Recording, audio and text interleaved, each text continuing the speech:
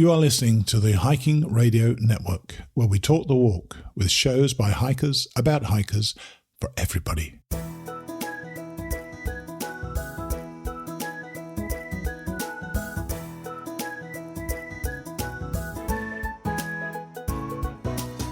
Mighty Blue on the Appalachian Trail, the ultimate midlife crisis. Join Steve and his guests every week as he staggers from Georgia to Maine.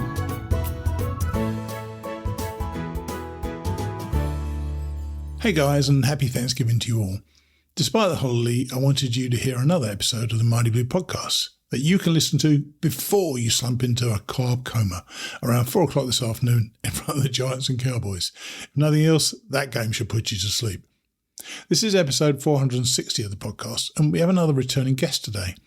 A few years ago, we had Dave Fleischman on the show. I don't know whether you remember, but Dave is a long-time trail maintainer, mainly on PCT, but also on the AT.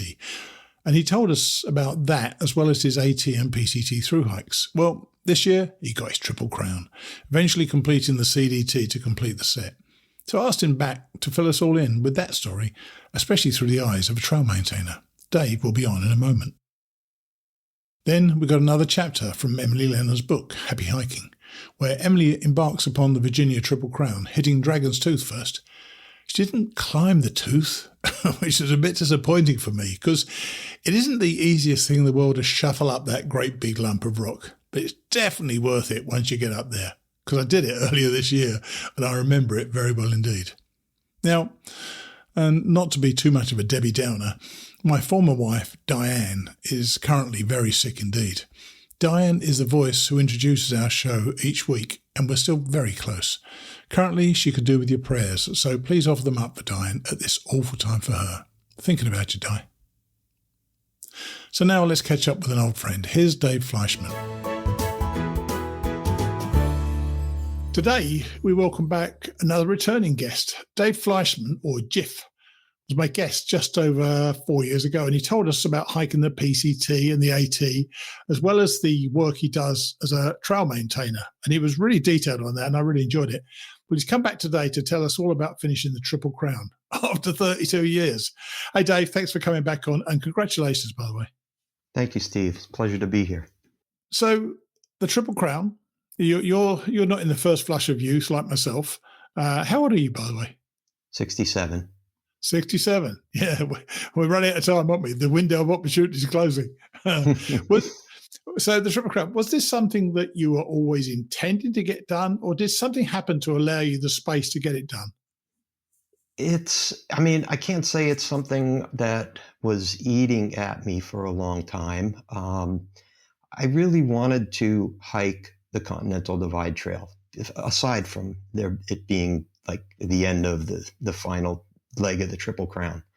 So, life happens. My trails were a long time ago. My AT hike was 1991, 93 for the PCT. But I always wanted to stay connected to the trail community in whatever way I could. And so doing trail work was a way to do that.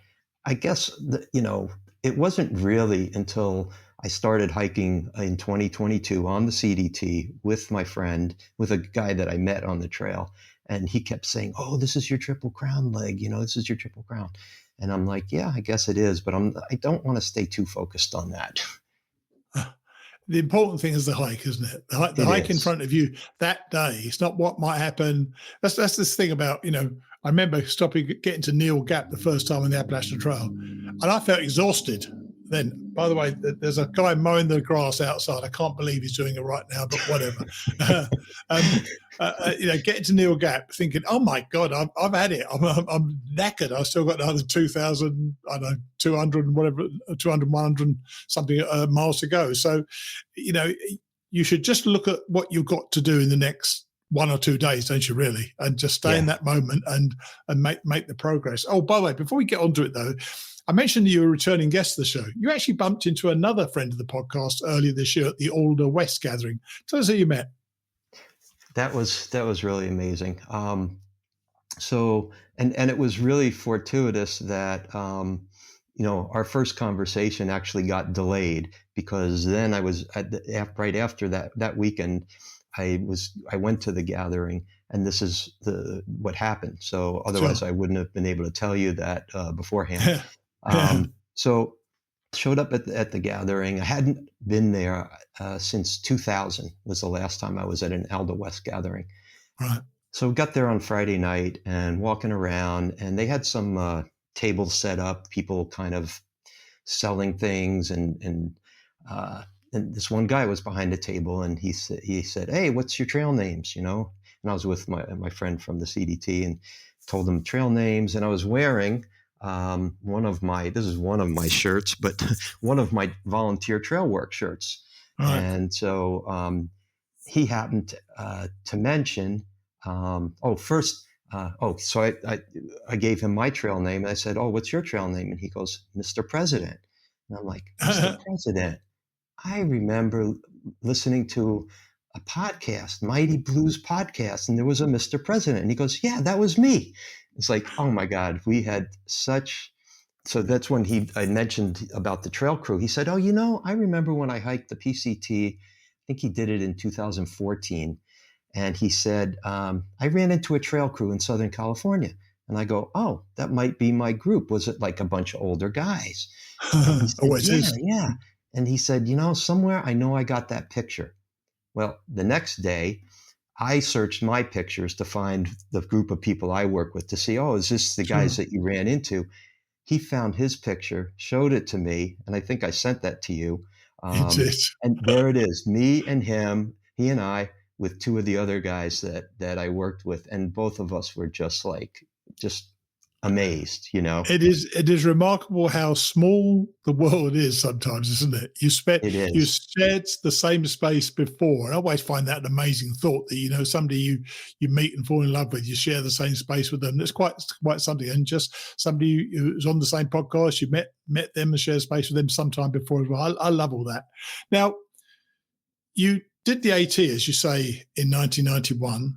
And Yeah. then the PCT in 1993. So in terms of the long trails, that's quite a while ago. So I'm sure there are changes. But then, of course, you did also do 800 miles of the CDT in 1999. And then you went back to the PCT in 2016. Why the big gap in time? And why not do the CDT then in 2016? That's a really good question. I kind of think about that now. I'm like, why didn't I do that then? But I had been doing trail work for so many years on the PCT since 2001, and I just when I retired from teaching, I just thought, I want to go out and see the trail that I've worked on. I've worked on the first 500 miles of the trail, Right. and Wow. I want to see that. That's a big stretch. Yeah. Yeah. I mean, it involved a lot of driving, of course, to get to Sure. projects and things. Mm. But, and I knew the trail really well for the first 500 miles. I just thought, I want to see that. And actually, when I went out, I wasn't 100% sure I was going to hike the whole trail. But when I ended up getting to Agua Dulce, which is one of the trail towns, about 450 miles up, I just was so into it. I said, you know what? I think I'm going to do this. I'm just going to keep going, see what happens. and I ended up finishing the trail. So for my second time. But you did actually mention, though, that you wanted to look at the trail from the eyes of a trail maintainer. Yeah. And if you did that, what does that look like to you? What when you look at a trail, what are you looking at and what are you looking for? Well, you're seeing work that's been done well, maybe work that's not done so well, places that need work. I hiked with a couple of guys, young guys, and they knew that I was a trail maintainer. In fact, I signed the trail register like that, and so we would see trees down. If they were small enough, they'd help me pull them off the trail. So I was always in a role of trail maintainer. But also it was interesting because that we come upon trees, and a tree can be cut with a chainsaw, but in wilderness areas it can only be cut with a crosscut saw. No engines. And it actually looks very different. You can tell how, even preparing a tree to cut it with a cross cut versus a chainsaw. And I remember educating them, and they were all into that. And that I'm was, sure. yeah. And I know the last time I talked with you, yeah, there's this thing that you develop called trail eyes. And that's just a way of looking at the trail, not just, I guess, on a macro scale, like you're hiking and there's beautiful views, but maybe on a more micro level as well. It was something I didn't ask last time, but I'm going to ask it now. So you do the first 500 miles, or you're responsible for some of the first 500 miles. Did you look at it almost competitively to see what other people are doing wrong further up north?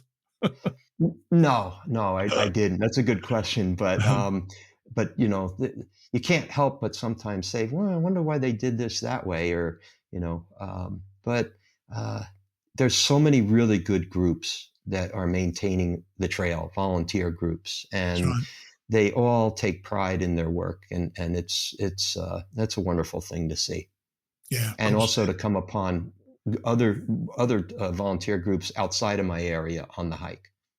Now, I know that the nature of the trails, the AT and the PCT particularly, are very different. Are the trail maintenance side of things different from AT to PCT? I don't know whether you've done it. Have you done some AT maintenance as well? I'm not sure. So when I finished the trail in 91, I Right. immediately wanted to give back. That Right. was, I don't know, maybe it's part of my nature, but the trail had such a great impact on me.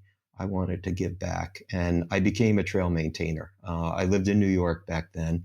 All right. And I had a 5-mile section of the Appalachian Trail from, it was somewhere north of the Taconic Parkway. I Right. forget and so I had that section for, I don't know, 5 or 6 years. I maintained it. Are the challenges different, though, between the two trails? I would say so for sure.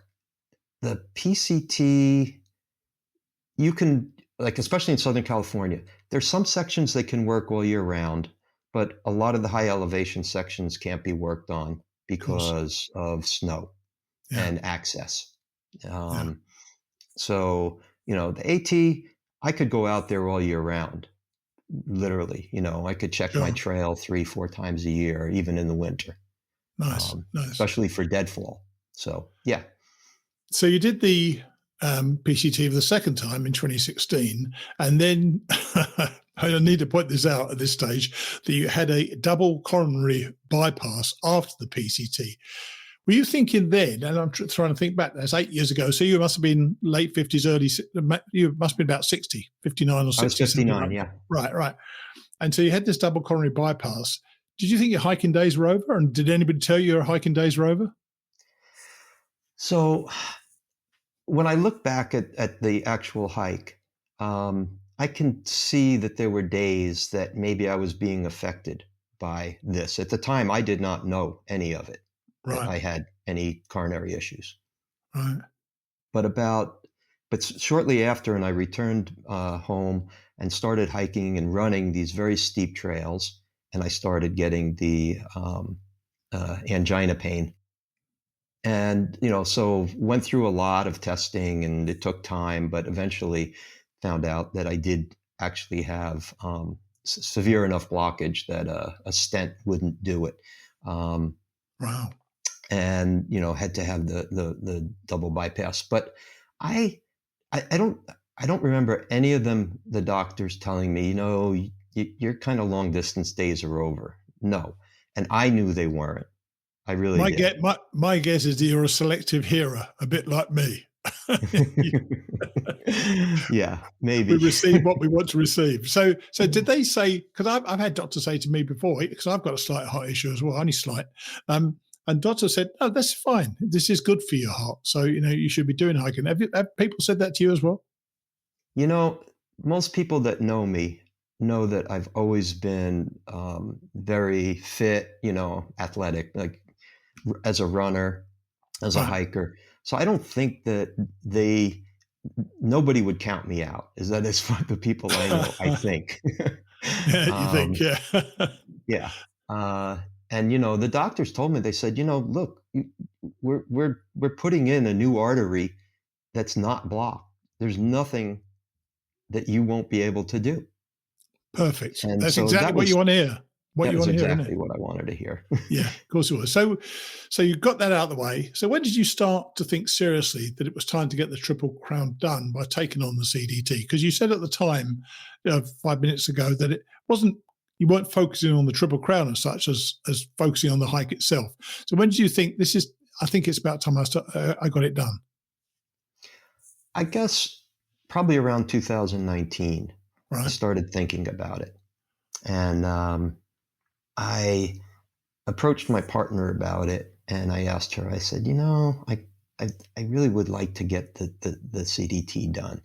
And, what do you think? I was a little concerned because, it's like a big time commitment away.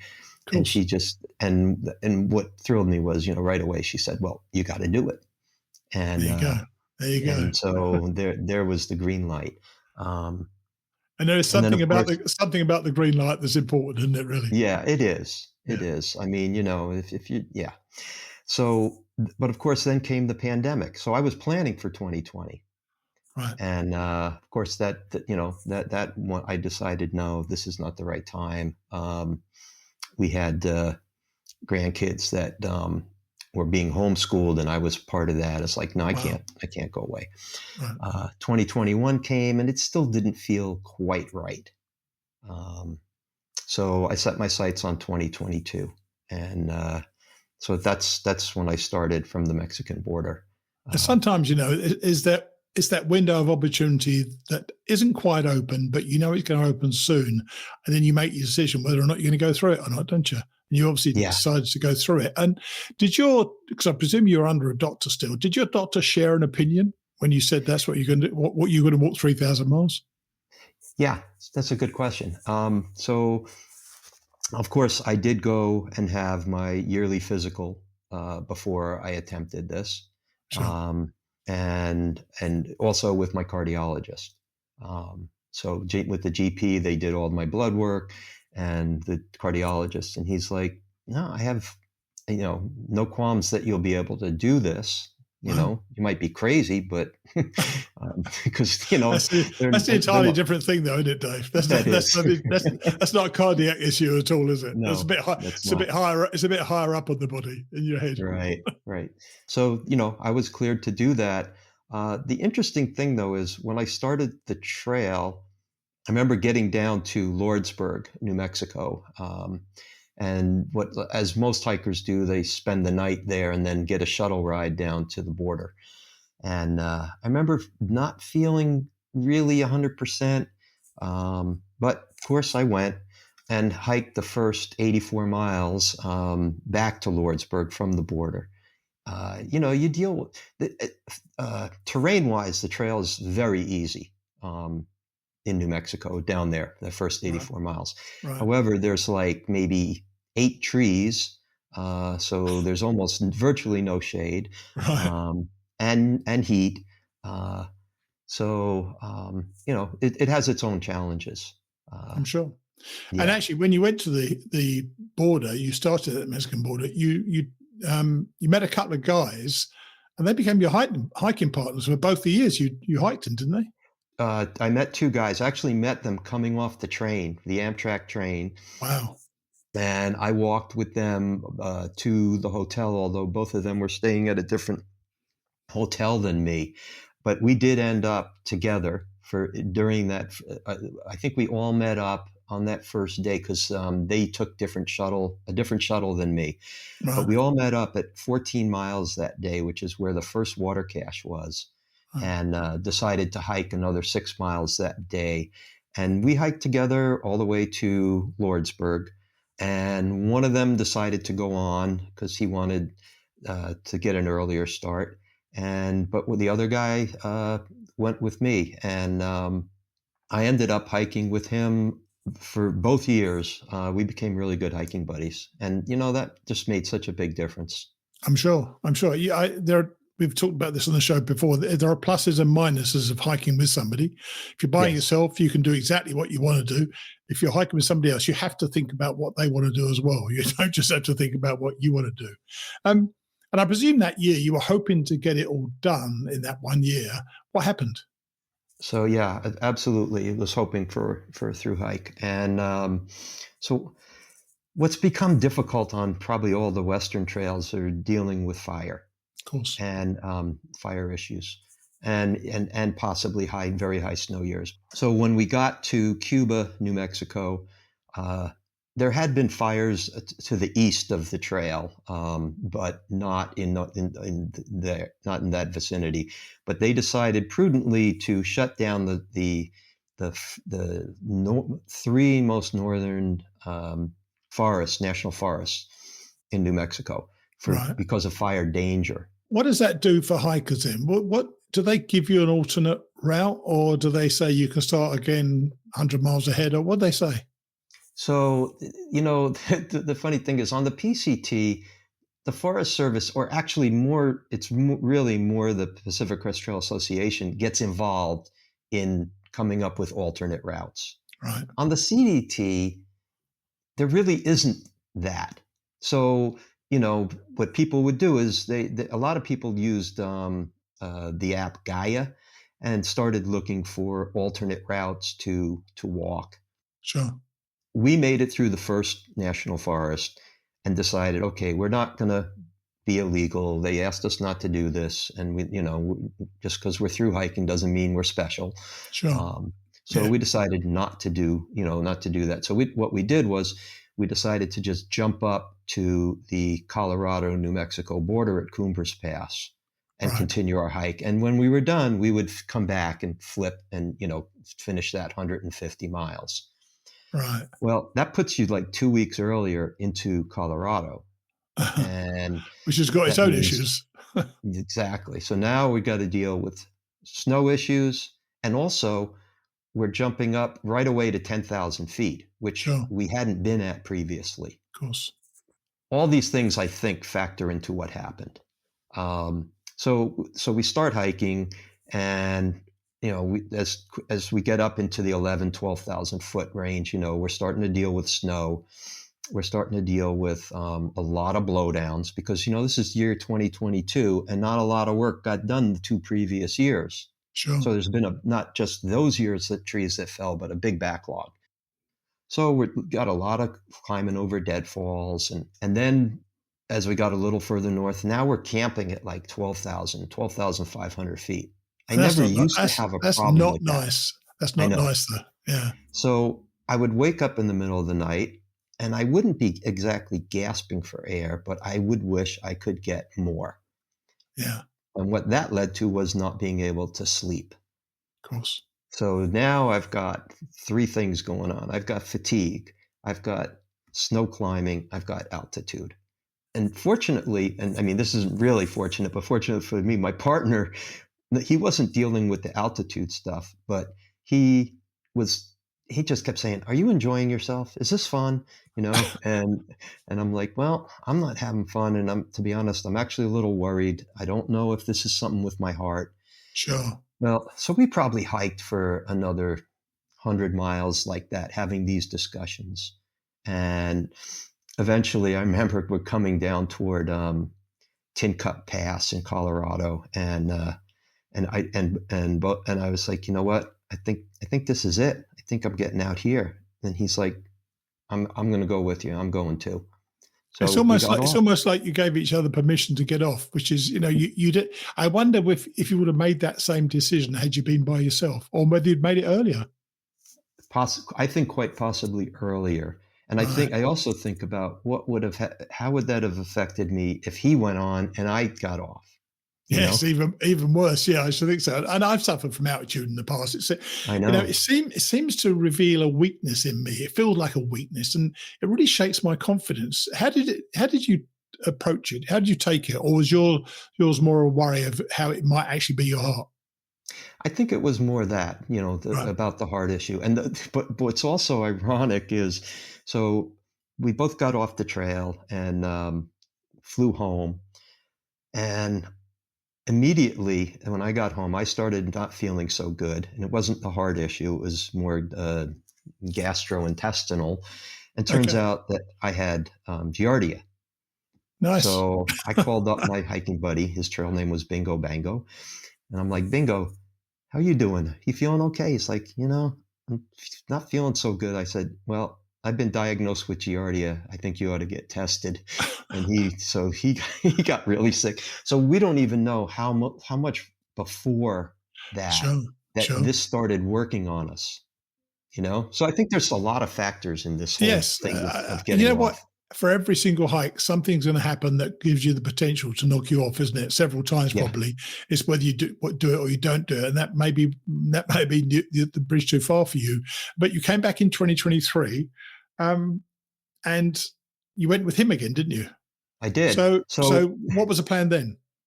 So of course, so I think we got home in 2022 when we got off the trail. We got home in like the end of June, I think it was. And so he started calling me probably in August, and he's like, "Hey, I'm thinking about going and doing that 150 miles in northern New Mexico, Right? And that we missed. Yeah. You want to come with me?" So I was like, "Well, to be honest with you, I think I was waiting for my appointment with my cardiologist at that point, and I said, you know what? To be honest with you, I'm just not in that hiking headspace right now, but this is what I'll propose to you. How about we do the trail next year, and we do it southbound from the border and connect up to Tin Cup Pass in Colorado, then do the 150 miles, because that way we won't be dealing with jumping into altitude right away. Sure. We may be dealing with snow because we don't know what the winter is going to be like at that point. But it said, but he had gotten snow experience by hiking with me. He had never really done much of that. So he's like, that sounds like a good plan. Let's do that. Right. So that was our plan, to start the trail from the Canadian border at the end of June of 2020. And you worked out that would be a good time to go, did you? Yes, we thought it would be a good time to go. I mean, the general start time from there, some people start in the beginning of June. I think that's pretty early. But if you're willing to deal with certain conditions, that's fine. I think the last week of June into the early weeks of July may make it so you'll deal with less snow. Well, we got lucky because we had no snow. Nice. All the way through Glacier National Park. I mean, maybe a couple of patches, but and we were carrying micro spikes. All right. And I'm sure you still had some high spots to go over. How were you coping with the altitude then, or was that no longer an issue? Well, those weren't as high. The altitude in Glacier, I'm trying to think. I don't think it went over 8,000 feet. Oh, right. Fine. Yeah. No problem at all then. Yeah. And all of us who've been out there, we know the adage that the trail provides. And you shared a little story about permits when we spoke before that exemplifies that. Could you tell our listeners about that? Yeah. So first, I guess I got to back up that in '99, when I attempted the trail the first time, went on a southbound hike with two friends of mine that I had met on the AT. Mm-hmm. And so we got to Glacier, and we went to, we actually got our permits, and we started our hike and got in about, 50 miles in maybe. And the rangers came in that night and told us that the next campground on our permit was closed due to bear activity. Oh. Well, that year happened to be a high snow year. And they said, well, your option is to either go to the one after that, which was something like 22 miles over like two passes with snow. And my two friends that I was with, who happened to be a little older than me at the time, felt like they weren't up for that. And they had already hiked all the trail through the park in the previous year. Sure. So they're like, well, we already did it, so we're not worried about it. And they said, we're going to hitch out of the park then and go back to East Glacier and continue southbound. So I was like, well, I really didn't want to go alone at that point. So I said, well, I'll do that with you, and I'll come back and pick this up at another time. So, okay, now we can jump forward to 2023. Wow, 24 years later. So the difficulties in this particular year were that the snow in Colorado for the northbounders was very high. So you had a lot of northbounders that when they got to Colorado or even northern New Mexico, they were flipping up to the Canadian border to go south. Right. So there was a big crunch for getting permits. You had the southbounders and then you had the flip-floppers. Sure. So when we got up to Glacier to the ranger station, they said, we can only give you a permit to Many Glacier, which was like 2 days of hiking. And they said, check in with the rangers. Maybe they can do something for you when you get there. So that's what we did. Got there. They said, we've got nothing for you. This condition probably won't change for at least a week. Wow. Nothing will open up. So, okay, here I am again in this position. I've got to miss a section, maybe now 60 miles of this, and have to come back here at some point. So we get a campsite for the night. They fortunately were able to give us a campsite at the Many Glacier. And then we were planning on hitching out the next morning. And my friend Bingo goes to the store to go get something to eat. He comes back and he's walking with two people, this couple. And he said, you got to say thank you to them. I'm like, what? For what? He goes, they've got space on their permit and they're going to add us. And this was nice. the trail providing for us. Oh, yeah. And it happens all the time, though, doesn't it? It just happens all the time. Oh, my God. It's like you go from feeling the lowest I'm sure. to the highest, in such a short period of time. It's amazing. Yeah, that is wonderful. And was so grateful. And not only that, I think I told you that and they had one other friend that joined later. He was on a different permit. But we hiked with those. They were like the 26-year-old. We called them the kids. Kids, yeah. And we had so much fun with them. We hiked all the way to the south end of Yosemite National Park. So we hiked almost all of Montana with them. Nice. Now I say we weren't hiking during the day, but we actually planned to meet up and where we're going to camp every night. And we camped with them. Nice. You two old guys are pushing yourselves, weren't you? You know what? I wish you could talk to them because they were pretty amazed at what we were doing. So, so you've done the Triple Crown after this 32 years. Have you scratched the itch yet, or are you thinking of other long distance travel challenges to take on? Well, there are trails that appeal to me. A little shorter than the big three. Sure. Pacific Northwest Trail, Arizona Trail. And again, but I don't know, I'm kind of leaning toward like sectioning them too, because I don't think I don't want to be away from home that long anymore. Sure. And what does achieving the designation of a Triple Crown mean to you? Is it important to you at all now? Because now you've done it. It's all very well to say you weren't focusing on the Triple Crown, but you got it now. So does it mean something to you now? Well, I think it does. And in the context of, I think maybe because going to the gathering, right? When you're there and there must have been, I don't know, maybe 25 people, 30 people getting their Triple Crown. Sure. That's special. Talking to people that I met someone up there that worked on my trail crew. And he happens to be a very well-known hiker that does amazing routes that he comes up with.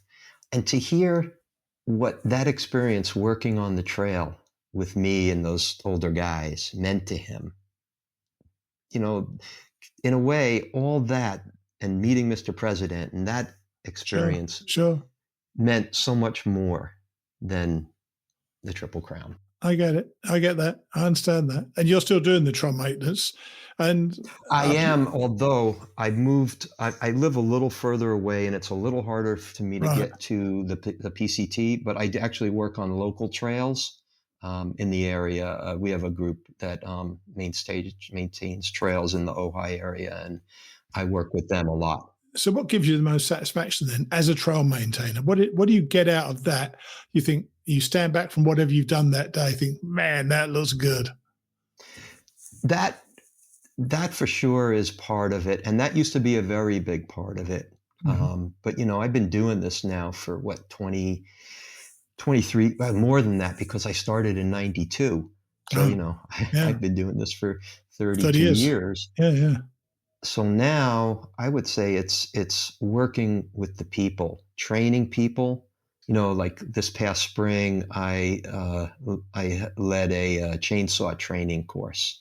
And that's a lot of fun and a lot of satisfaction, because you're working with people. Some of them are a little intimidated by a chainsaw, and Sure. and you're working with them. And I was a teacher, a middle school teacher, so I enjoy that aspect of it. I'm sure. And the camaraderie. I mean, the camaraderie that happens with hikers, of course, and that's very special. Of course, yeah. It happens with trail maintainers too, especially if we get to do multi-day projects where you actually spend 2-3 days together. I'm sure you're on a hiking trip, aren't you? You're on a camping trip, aren't you? Really, as well. Yeah. You wait out there. Yeah, of course you are. Yeah. Well, look, I'm so pleased for you. Whether you're pleased about the Triple Crown designation or not, I'm pleased for you. You did it, and I appreciate you reaching out and sharing your story with us again. And thanks for coming back on the show. Thanks for having me, Stephen. Thanks for all you do. I know that you've talked a lot about, helping out with the efforts on the East Coast after the hurricane. And I'm going up there in 2 weeks' time. That's great. And if I lived closer, I'd be there myself, and I'd bring my chainsaw. But yeah, they won't let me near a chainsaw. I'm going to go there, do whatever I can do to help. But look, appreciate you coming on, and we'll chat again soon. Okay. Thanks, Steve. Thank you, my friend. Bye. Bye. He's got a really laid-back way about him, doesn't he? He wasn't actually going for the Triple Crown when he started, though it must have been on his mind the nearer he got to the end. And I was interested in how he coped with altitude sickness. It is unquestionably a real problem for some people and not for others. But it's something not to be taken lightly, and something I will certainly never take for granted.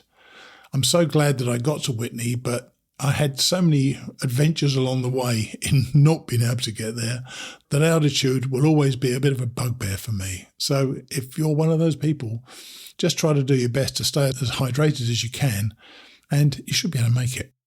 And of course, what a protector of trails Dave is. People often talk about giving back to the trail, but for Dave, giving back by trail maintaining has been a part of his life ever since he was bitten by the long-distance hiking bug. Hats off to him. Thanks, as ever, go to our donors, without whom there simply wouldn't be a podcast. This week, our recurring donors are Brian Alsop, Glenn Ferguson, Emily's Escapades, Jessica Diaz, Bruce Brinker, Hugh Ickrath and James Boyd. Thanks to you all. It really makes a difference. So now, let's hear Chapter 15 of Happy Hiking by Emily Leonard. And this week, she's approaching the famous Virginia Triple Crown. I'll see you next week. Chapter 15, Virginia Blues, Never. May the 2nd was a peaceful night with the exception of one incident. A mouse attempted to access my tent. He was denied. The night was cool but not cold, perfect for sleeping, which I did until just after 7 a.m. That was sleeping in for me. It had been a long time since I had such a great night's sleep. No pains, no worries, no snoring, or any other major disruptions of my slumber. I woke ready to take on the day. First, I had to wipe down my tent. It hadn't rained, but the tent was soaked, not just on the outside, but under the fly and on the screen. The moisture build-up was worse than on any other night when it had actually rained. I used my bandanas to sponge off the moisture before packing up the tent. It took a couple of go-rounds of wiping and wringing before I could tell a difference. We were headed for Bailey Gap Shelter, a hair shy of 15 miles. So far, Virginia had been treating us well, with easy and enjoyable terrain that did not present much difficulty. The variety ranged from rolling terrain, moderate ups and downs, and a path that was neither obstacle-filled nor smooth sailing.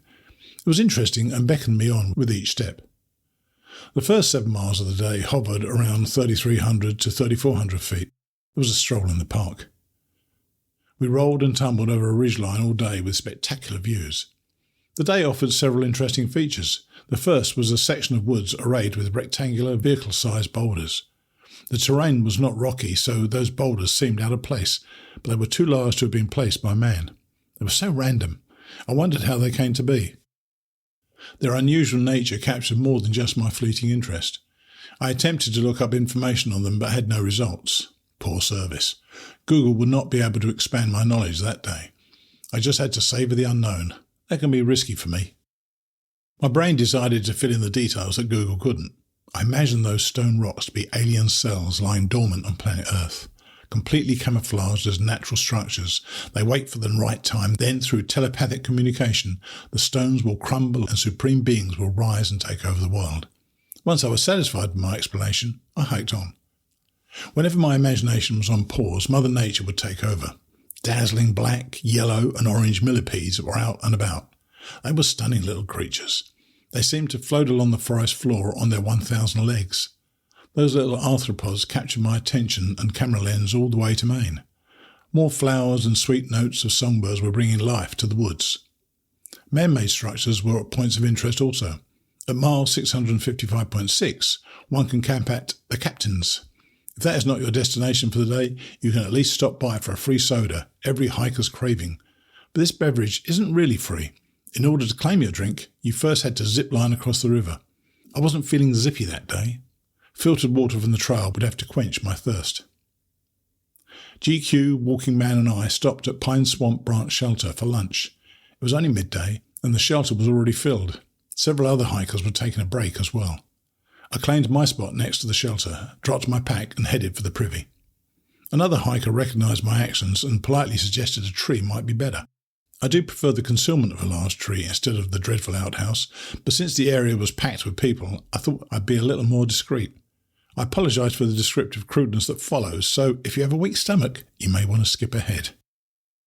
I decided I would check out the facilities and judge for myself. Upon first inspection, the outhouse looked clean and well built. Unlike several privies on the trail, it was better than our family's hunting camp outhouse. So, does a bear poop in the woods? This black bear should have. As I sat on the clean seat, too tired to hover like I usually do, I placed an initial deposit. In horror, I felt the wetness of backsplash. Already in full deposit mode, the strongest of sphincter muscles could not hold back, and there was a plop, plop, but no fizz, fizz, rather a splash, splash back up to my hiney. Oh my grossness! I used a half a bag of wipes and a small bottle of hand sanitizer. My relationship with trail privies will never be the same. It's funny now, but it wasn't then. We started the day at northbound mile 643.4, and the hike was very generous and gentle. Near the end of the day, we passed a sign that read, Bailey Gap Shelter, 1.1 miles. Great, we thought. We'll be there in 30 minutes, max. That was roughly based on our miles per hour that day, plus calculations for collecting water before we ended. After 45 minutes of gruelling uphill climb with the aid of only 2 small switchbacks, we still had 0.2 miles to go before reaching our destination. Walking Man and I struggled with every step. We felt slightly better when we reached GQ, who was waiting for us at the junction for the spring. He too was feeling the pain, just not quite as bad as us more mature folks. When he offered to take all the water bags down the trail to the source, I didn't hesitate to accept the offer. I usually like to be self-sufficient, but had no pride that day. Later that night, others who made it to the shelter also commented on how tough that last mile had been. We named it the hardest mile in Virginia. Bailey Gap Shelter had an electrical outlet. How cool was that? We wanted to experience the wilderness, but heaven forbid if our iPhones, iPods or iPads died. I wasn't fooled for a minute. I knew the outlet was a joke, but just to be sure, I followed the wiring around to the back of the shelter, hoping it might be attached to solar panels. Nope, no such luck. The prank was on me. Maybe I was fooled a little bit. One could have only hoped for such an amenity out in the woods. You never know what you'll see in the woods. On May the 3rd, someplace between Bailey Gap Shelter and Sava Hollow Shelter in Virginia, I saw way more than I wanted to. It was a sparkling, sunshiny day. GQ was way out in front, not to be caught. Walking Man was ahead of me also. I was strolling along in my own little world. I had just crossed a road when the trail became a plank boardwalk for several hundred feet. It meandered gracefully through a slightly wooded forest before ending back onto a gravelly trail. I passed an established campsite with unattended gear strewn everywhere. I thought, how odd. But that was not as strange as what I saw next. There were 2 young co-aids on the bridge crossing the stream. A girl was sitting on the edge of the ramp and a guy stood beside her. Okay, they must be the owners of the messy campsite. As I approached them, I noticed a third person off to my right in the brush, a young man buck naked. He was standing alone with his back to me, and as I closed the gap between him and myself, he greeted me with a very happy, "Hi there, how are you today?" As he spoke, he turned around and I got the full Monty. I did not skip a beat and replied, after a full inspection of course, "Great, at least I'm not naked. How are you doing?" I got lots of mileage out of that visual. It powered me through another long, hard day in the mountains. It's rumoured that hikers get the Virginia blues in this middle state. Virginia is the longest state on the Appalachian Trail, but it is far from boring. And after a 21-mile day, my second hardest day in Virginia, I doubted the blues would ever come. The day was long and hard at times, but it did offer sweeping hills with rolling farmlands, blue skies, and wispy white clouds that looked like angel wings, and the largest oak tree in the south. The oak is over 300 years old, with an 18-foot circumference. It's second in size only to the Dover oak in New York. The three of us took time to photograph this behemoth and pondered the 3 centuries of stories it could tell if only it could speak. May the 4th was by far the most challenging, mentally and physically. The last few days had been crazy hard. I was tired beyond the point of exhaustion. Even though the terrain had been more gentle, the long days, little rest and poor nutrition were catching up to me faster than a cheetah overtakes a gazelle. The only difference was that for the gazelle, misery ends quickly. I was trudging along, dragging my feet. As I climbed the steep slope carved through the forest, I felt I was attached to a rubber band anchored to the bottom of the mountain. My head hung low with the weight of my pack.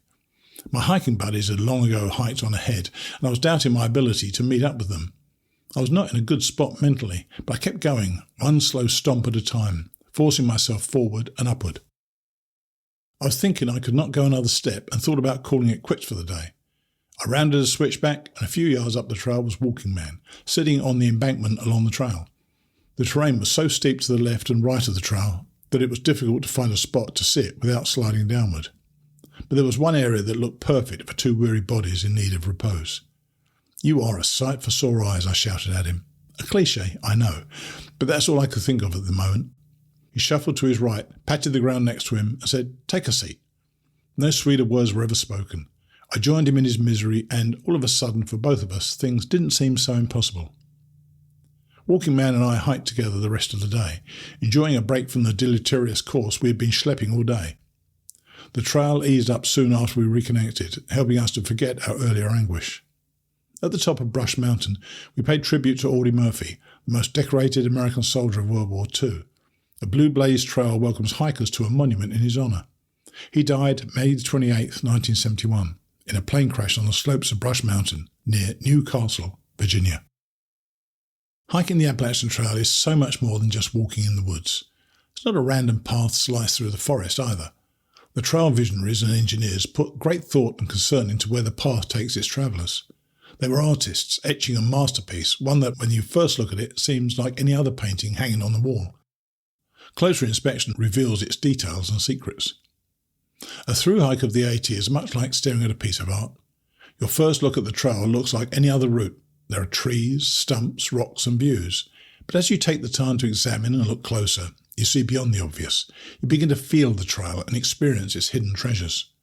Each person finds unique riches. For me, the trail was showing my inner strength and also my weaknesses. It was giving me atta-girl pats on the back with each new accomplishment, and also humbling chats on areas I needed work. Besides the self-improvement crash course, the trail was providing other enriching gifts as well. Not material or monetary, but something much more valuable. Visiting Audie's memorial was just one of those gifts that day. It wasn't anything I could tuck in my pack and make a fortune on. It was something I could hold in my heart. Gratitude. It's men and women like Audie who served and who continue to serve in our military, giving us the freedoms we have in our country. When I told friends and family I was going to hike the AT, they told me how brave I was. I felt uncomfortable with that. Hiking the Appalachian Trail is not brave. Serving in our military is brave. Facing cancer is brave. Overcoming addiction is brave, and so on. I was too scared to serve in our military. My bout with cancer was scary, but for all practical purposes, mild, and for the most part, I've had a pretty cushy life. On that 4th day of May 2015, as I sat with Walking Man on top of Brush Mountain, reading about Audie Murphy, I was grateful for all the real brave men and women who served and had served for the red, white and blue. Walking Man and I continued meandering along as we began our descent. It was an easy 3.5-mile drop to Trout Creek and the footbridge that would carry us to the other side. GQ was long gone. We had not seen him all afternoon. We knew we would cross paths again at the end of the day. As Walking Man and I approached the stream, we could see GQ sitting in the middle of it, with his clothes hanging on a nearby tree, an all too familiar sight. We chuckled, then joined him. The water was cool and refreshing. With the added luxury of biodegradable soap, we washed the day's dirt, sweat and anguish downstream. We sat for a long time, enjoying nature's spa. It was just what we needed after the demoralising day of hiking we had experienced earlier. The soak was over way too soon, but we still had one last big climb and a descent into the shelter. I was eager to rest and dream about seeing Bruce the next day. After a restful sleep at Pickle Branch Shelter, our goal for the day was Campbell's Shelter at mile 712.4. It was a lofty goal of 17 miles. The trail's PUDs had other plans for our destination. The 80 had rocky inclines and descents between us and Campbell. Despite Walking Man's and my own tiredness, it was a fun hike across the ridgeline of Cove Mountain. The views were plentiful. Another pleasant gift today was lady slippers, a rare orchid flower with swollen, ball-shaped tubers varying in colour from dark magenta to the even more rare white. I saw the more common coloured dark pink and several rare light pink. I was not lucky enough to see the endangered yellow lady slipper. We hiked separately for most of the day. I started out early and stayed in front until just after the Blue Blaze Trail for Dragon's Tooth. The trail had offered so much that day that I declined to hike the short 0.1 mile to see the stone monolith called Dragon's Tooth. I was viewed out. As I was descending that particular section, I met a young couple with their dog headed up to Dragon's Tooth. I didn't usually offer advice to other hikers because, frankly, I don't really care about another person's perception of the trail, and I assume other hikers feel the same way. But this particular section was quite challenging. It was not dangerous, but its spiny ledge formations and narrow footings made it difficult. I feared for the dog's safety, not theirs. My judgmental thought of them was, what idiots, venturing out with flip-flops and a puppy. So I told them about what lay ahead and advised not to take the dog. The arrogant response from the owner was typical. Thanks, he'll be fine. I smiled and continued on my way. At the bottom, the trail flattened out completely, and in the middle of a clearing was a 4-way trail intersection with a small tenting area, fire ring and a long log for resting. The perfect spot to pause and enjoy a snack. As I sat solo on the log, I heard Bruce's voice calling me. I strained to see through the thick trees, but I couldn't see him. After several minutes had passed and he didn't appear, I gave up and decided I'd imagined it. During that time, GQ had conquered the dragon and joined me on the log. We decided to wait for Walking Man before continuing on. As we rested in the sun, the haughty couple returned and, with a humble voice, admitted their poor choice. I did well not to say, I told you so, a saying that is overused in society and seldom does any good when it is utilised. As I was not going crazy just yet, it was Bruce I had heard. But just as he had called out to me, he had received a work phone call and stopped mid-stride to tend to business. He was on an outcropping just above the trail intersection where I sat. He had stopped descending to my location in fear of losing his signal. He was parked about a mile up the trail at VA 624. We decided to hike out to the vehicle while GQ waited for Walking Man. My pit stop at the car was short, as the guys were right behind Bruce and myself. Bruce leapfrogged ahead with the car, detouring into town before meeting up with us again farther up the trail. He stocked up on supplies and met us at a trailhead on VA 311. There we had our fill of snacks provided by Bruce, our personal trail angel, that included juice and pulled pork. Protein, especially in the form of meat, was such a treat, our bodies craved it. Our original day's destination was Campbell's Shelter at mile 712.4, but due to the steep and rocky terrain, our mileage was cut short by almost 2.5 miles. The parking lot was at mile 708. It was already late in the afternoon and we were all tired, especially Walking Man and myself. Catawba Shelter became our stopping point. It was only 2 miles ahead on flat terrain, easy peasy. We would be there in less than 30 minutes. GQ and Walking Man headed out first. I needed to resupply from the car and Bruce needed to get geared up to spend the night with us. Bruce and I filled our packs with our needs. Then we headed off together across VA 311 and up the trail. We followed a dirt fire road for several minutes and realised neither one of us had seen any white blazes. We were just too busy laughing and catching up. Just as in our early days of courtship, we were oblivious to our surroundings, even if we should have been paying attention. I checked my GPS trail app and confirmed we were headed in the correct direction. Several more minutes went by and we still didn't see any blazes. I should have known better, and Bruce was just following my lead. I decided we needed to backtrack until we saw a white blaze. We'd been hiking for about 45 minutes and should have arrived at the shelter in that amount of time. So back we went, a little faster than we had been doing. We saw our costly mistake and corrected our course. Even though the trail is well marked for most of its 2,189.2 miles, it is still easy to get off course if you do not pay attention. I was beginning to lose count of my off-track jaunts. Lucky for us, we were together and safety was not a concern. Once back on the white blazes, we saw why my GPS showed we were headed in the right direction. The trail paralleled a fire road. The gap between them was only about 30 yards. From the trail we could see the road, but we were not able to identify the trail from the road. We made it to the shelter, and the guys had already claimed their spots. We took up residence next to them. It was a clean, well-built structure, and we had it all to ourselves. Several other hikers passed through, but no one stopped. After doing our camp chores, Bruce unpacked his goodies to share. There was beer for the guys, chips, salsa, fixings for guacamole, hot dogs, rolls, and stuff for s'mores. It was quite the feast. With our later-than-expected arrival, darkness came soon, but it made for a cosy gathering with just the four of us. It's common for hikers to get the blues when they reach Virginia. Some have the misunderstanding that Virginia will be easier because the highlands are not as aggressive as in other places on the trail. Not true. Some speculate it's because it's the longest state to hike through, so it seems to take forever to cross a new state line. True. But there was so much diversity in Virginia, and I wasn't even through the state yet. How could anyone be blue? For me, as I rested with Bruce, sleeping by my side at Catawba Shelter, all was great.